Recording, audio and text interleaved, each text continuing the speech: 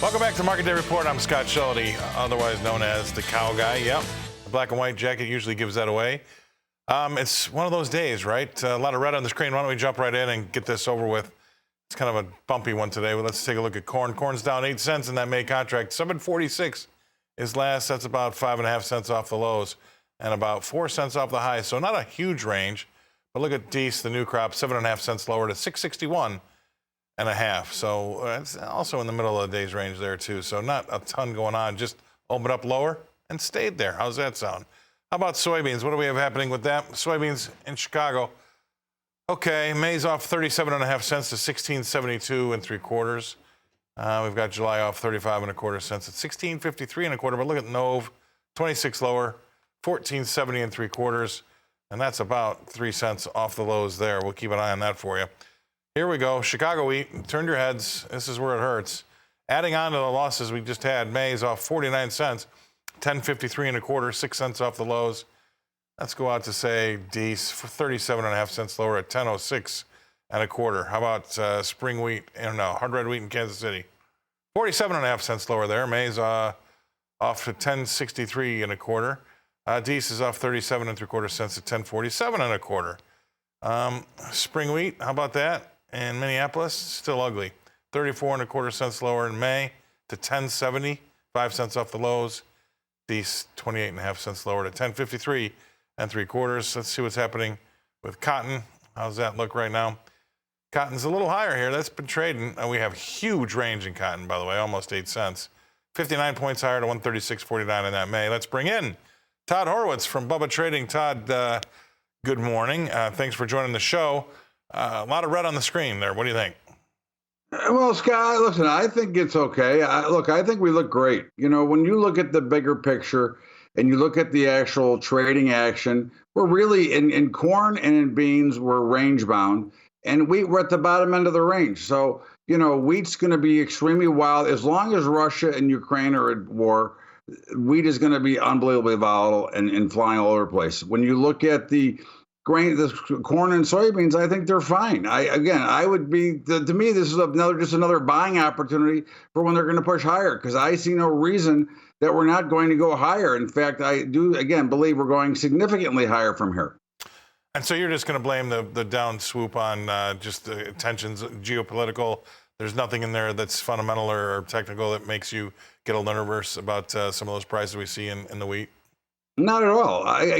First of all, you know, as you know, Scott, the price action kind of tells you everything that's going on, and we're certainly in an uptrend, and we're certainly working our way higher, and there is not a lot of news out there that's going to drive these markets significantly lower, nor I think change the overall trend. You know, when we look at the issues and the problems, which are not good for Americans in general, but that has to lead to higher grain prices in general, because of course we've got to keep up with the inflationary curve that we're watching. And although nobody wants to admit the inflation that we have, it is skyrocketing, and it doesn't show any signs of slowing down.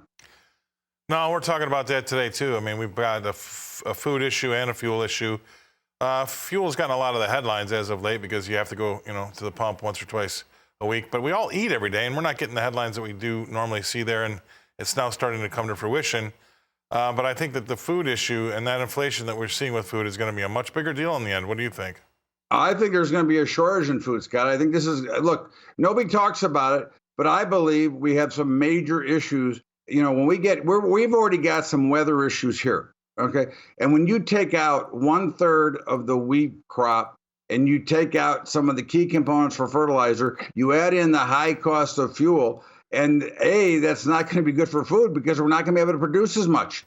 That's just simple economics. And then you add in the extra added costs. So that's why I continue to believe that we have to go higher. As I tell you, the stores are emptying, the shelves are empty, and they cannot get goods. It's not because I don't want them, it's because they can't get them. And I think this is a much bigger problem that needs to be addressed. But of course, we continue to let things slide by without addressing them the way they should be.